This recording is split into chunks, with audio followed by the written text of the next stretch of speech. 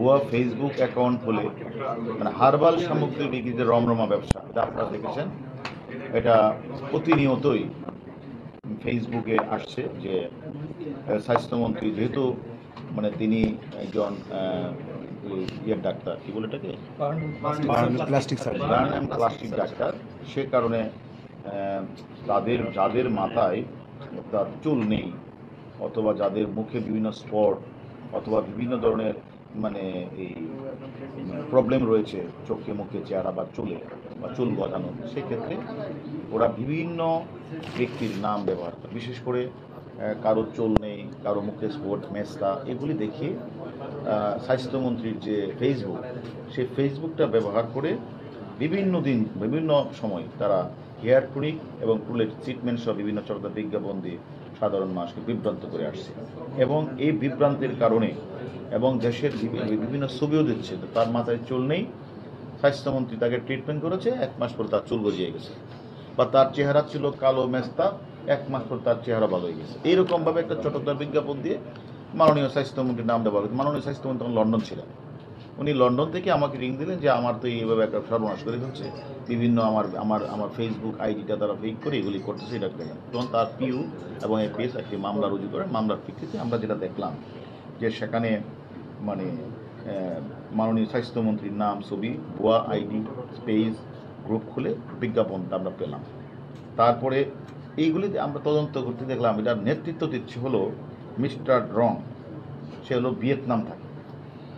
আর আর আর আমাদের দেশের আর দুইজন, একজন হলো ট্রান আনহাতু মিস্টার টনি, ভিয়েতনামি, সে বাংলাদেশে থাকে, এবং মিস্টার নুরুল আমিন ইয়ামিন, বাংলাদেশি, সেও বাংলাদেশে। তারা একটা ব্যবসা বাণিজ্য খুলে একটা তারা অফিস নিয়েছে, সেখানে 12-13 জন লোক রয়েছে।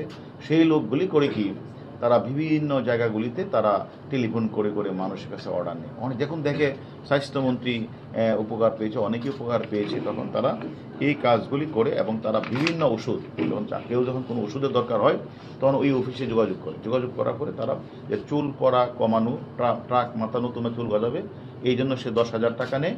তো এটার নাম হলো ওহু ন্যাচারাল হার্ব, এটা দিলে তারা এটা করে।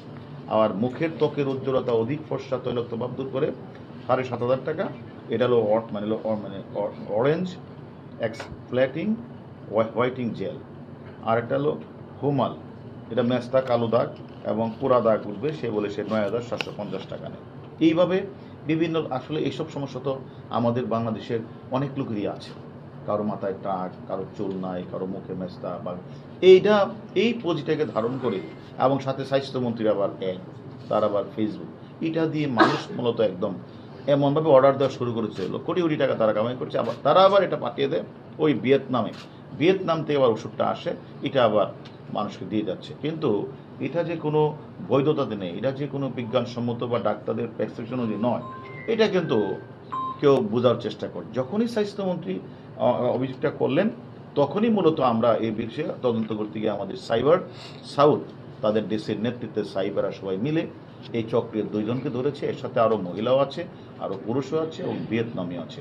আমরা প্রত্যেকেরই নাম্বার পেয়েছি, আমরা সকলকে আইনের আওতায় নিয়ে আসবো। আমরা মনে করি তাদের কাছ থেকে আমরা 3টা মোবাইল, 4টা ল্যাপটপ এবং প্রতারণার উদ্দেশ্যে বিভিন্ন চাইনিজ ভিয়েতনামি পণ্য এগুলি আমরা এনেছি। এগুলি অনেকেই মনে হয় ইউজ এখনও করছেন। তা আমরা বিনীত অনুরোধ করব, যারা এইভাবে ডাক্তারের প্রেসক্রিপশন ছাড়া আমরা এই ভিয়েতনামের কথা শুনে আর আমাদের মাননীয় স্বরাষ্ট্র ভুয়া পেজ দেখে এগুলি ব্যবহার না করার জন্য আমরা বিনীত অনুরোধ করছি।